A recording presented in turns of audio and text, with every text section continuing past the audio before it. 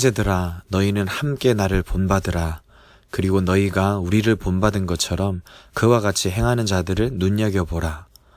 내가 여러 번 너희에게 말하였거니와 이제도 눈물을 흘리며 말하노니 여러 사람들이 그리스도의 십자가의 원수로 행하느니라. 그들의 마침은 멸망이요 그들의 신은 배요 그 영광은 그들의 부끄러움에 있고 땅의 일을 생각하는 자라. 그러나 우리의 시민권은 하늘에 있는지라. 거기로부터 구원하는 자 곧 주 예수 그리스도를 기다리노니 그는 만물을 자기에게 복종하게 하실 수 있는 자의 역사로 우리의 낮은 몸을 자기 영광의 몸의 형체와 같이 변하게 하시리라.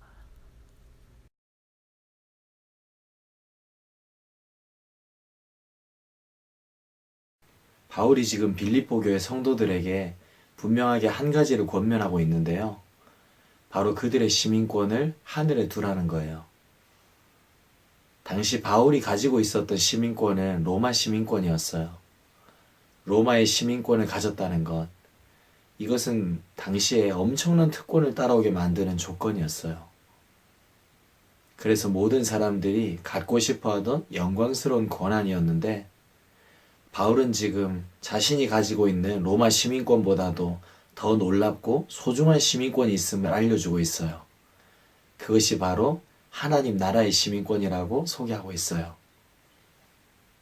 당시 로마 시민권을 가진 사람들은 어느 지역에 거주하든 먹고 사는 일에 큰 두려움이 없었어요.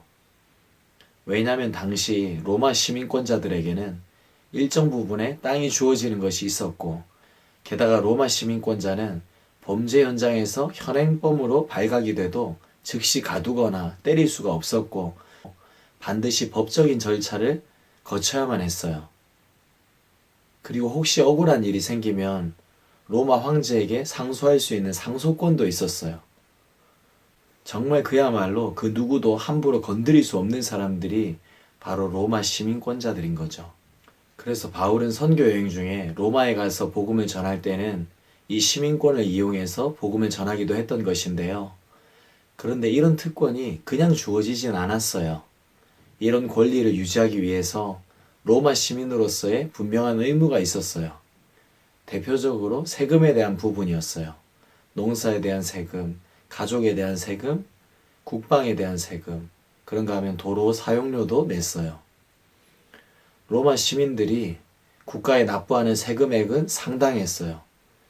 그래서 이 많은 세금을 충당하기 위해서라도 로마 정부는 로마 시민들로 하여금 이 로마 시민의 특권을 누리게 했었고, 더 큰 그림 하에서 그 특권을 통해 로마의 지배 영역을 더 넓혀가고자 하는 숨은 의도도 있었던 거예요. 이와 같이 로마 시민권은 사람들로 하여금 이 땅에 소망을 둔 채 자기 욕심의 영역을 넓히게 만드는 도구였고, 자기 스스로의 잘남, 의로움들을 드러내는 성격이 참으로 강했다고 볼 수 있어요.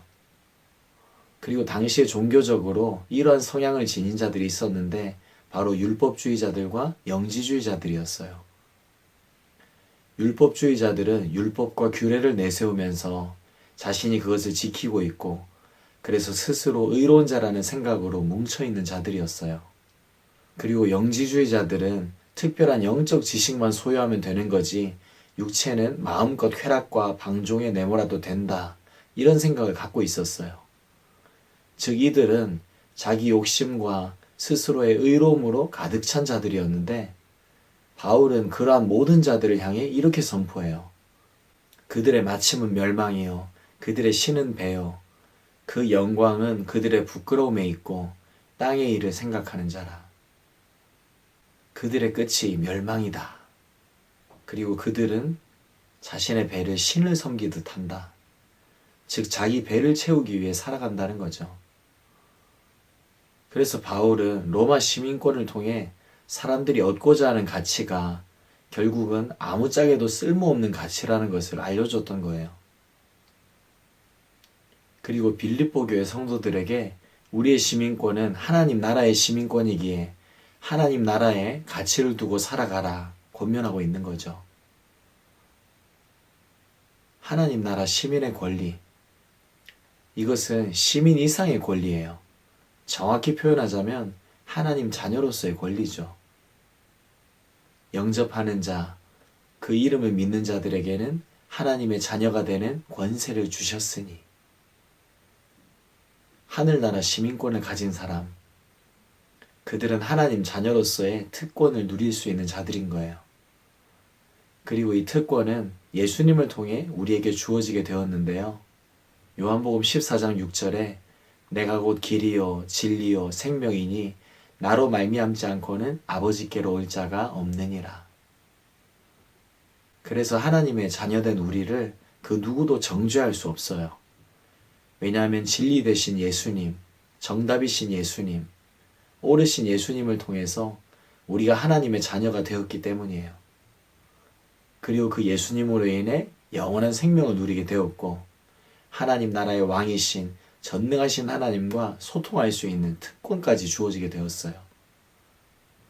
하나님 나라의 왕이신 전능하신 하나님과 소통할 수 있는 특권이 주어진 거예요. 그래서 이런 특권을 받은 우리는 하나님 나라 시민으로서의 의무를 다해야만 할 거예요. 그렇다면 그 의무는 뭘까요? 아주 쉽고 단순해요.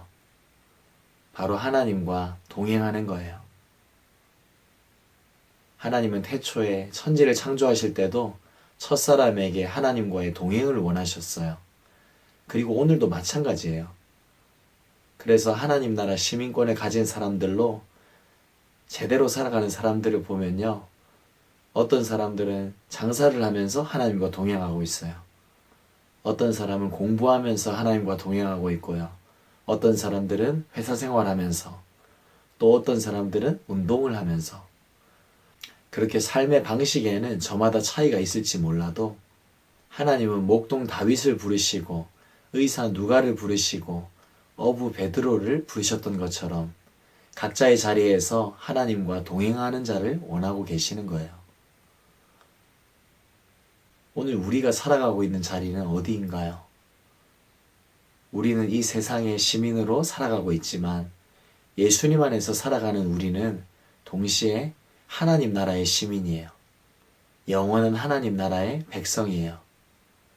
부디 오늘도 이것 기억하면서 하나님과 동행하며 우리를 부르신 하나님의 부르심에 기쁨으로 반응하는 삶을 살아갈 수 있기를 간절히 소망합니다. God bless you.